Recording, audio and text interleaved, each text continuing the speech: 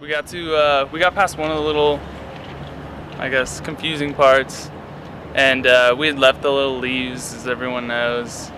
And when we got to a point, we got to the, I guess it was Poetry Passage, everyone knows that. Mm-hmm. And when we were crawling around there, and we climbed over the little hole that we had to go through. It was really is a small hole, and if you went in there and saw it, you'd kind of laugh because it's off on the side, and there's a big, like, 3-foot by 4-foot tunnel, and then there's about 10-inch by 2-foot hole. Yeah. And that hole is the right way. And there's other passages out of that big room, so we were like, all right, well, we didn't see our leaf, on that one, so we're like, all right, let's just keep going straight, because that's, the general direction. So there were how many options at that point could you have taken? There were several. Through the whole cave, there was tons of branch offs that go into several rooms, and in this particular spot where we found ourselves, there was 5 or 6. Wow. Yeah, there's a lot of branch offs. Yeah, after we'd scattered out for a while, we were like, okay, we can't find it. So, every time we'd be like, we can't find it, we'd sit down and we'd get logical and start thinking about, all right, well, we took this way, and go through our memory, figure out what all we could, I don't know, just remember about the way we got there to infer the way to get back. And, I don't know, I didn't really feel of course we were lost somewhat, but we knew in what area of the cave we were lost in.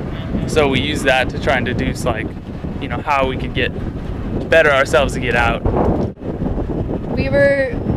I still felt that we had been making good decisions, and we were on top of, our minds and, pulled together. And I guess, I knew we'd get out. I knew we'd be fine. That thought never crossed my mind. I was frustrated that I wasn't in control, that we couldn't get back.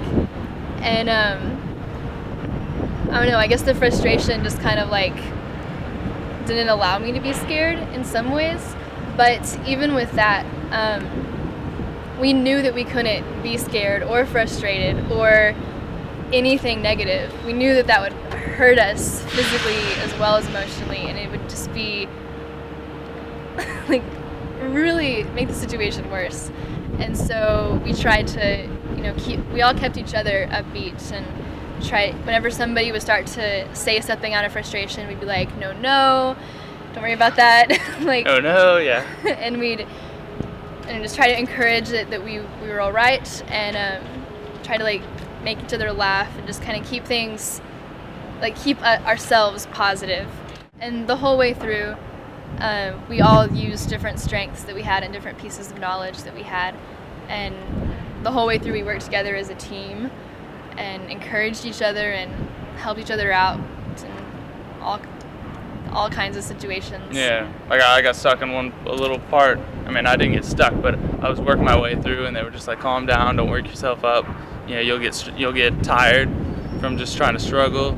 So I just sat there, rested, and then I really think we would have found our way out. We just need to calm down. But we lost track of time, and we realized it's been a really long time. And Jill and the other girl had already told people that they were to call someone if we hadn't been back, and we realized that it was probably that time, or past that time, would you say? Mm-hmm. So then we were like, well, instead of running around in circles in a cave while someone's trying to look for us, it's probably better to sit in the most obvious in a passage where there are many places where they could find us. So we went to the room with the most passages connected to it, just because we knew that when they were looking, they're going to go from that central room and they're going to branch out, and that's basically it. And the whole time, that was never a want for us to have to be rescued. Yeah. That was not our intention of dropping the leaves. The leaves. That's not why we told people to call. The leaves were for us.